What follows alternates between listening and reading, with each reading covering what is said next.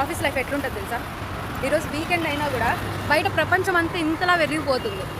చూడండి, ఒక్కొక్కరు కార్లు ఇవన్నీ వేసుకొని వచ్చి సాంగ్స్ దమ్ దమ్ అని వేసుకుంటున్నారు.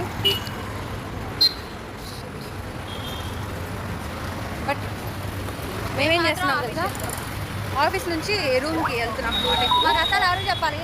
యా, సో లైఫ్ అదేంటి, జాబ్ వస్తే లైఫ్ సెట్ అవుతుంది, బాగుపడింది అంటారు కానీ కింద పడేసి పట్టాలి. ఫ్రస్ట్రేటెడ్ ఎంప్లాయ్ అనమాట.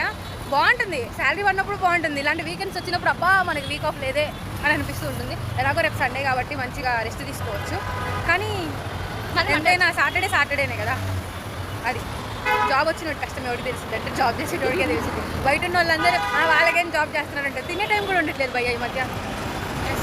చూడండి, గ్యాస్ ఫామ్ అయింది, 4 రోజులైంది, కడుపు నొప్పి, ఒకటే నొప్పి. ఏం చేస్తాం? చలికి కూడా అసలుకే మధ్యలో కరోనా కేసులు ఇది ఒకటి. నిజంగా బెంగళూరులో అయితే కరోనా మళ్ళీ స్టార్ట్ అయింది వైట్ ఫీల్డ్లో. సో మా నుంచి పెద్ద దూరం ఏం కాదు, పక్కనే అనమాట. సో కొంచెం జాగ్రత్తగా ఉండాలి. జాగ్రత్తగా ముందు భయంగా అన్ని ప్రికాషన్స్ తీసుకొని ఉండాలన్నమాట. ఓకేనా? సో కష్టపడి రూమ్కి వెళ్తున్నాను. ఇంకా బై గాయ్స్, టేక్ ఆఫ్.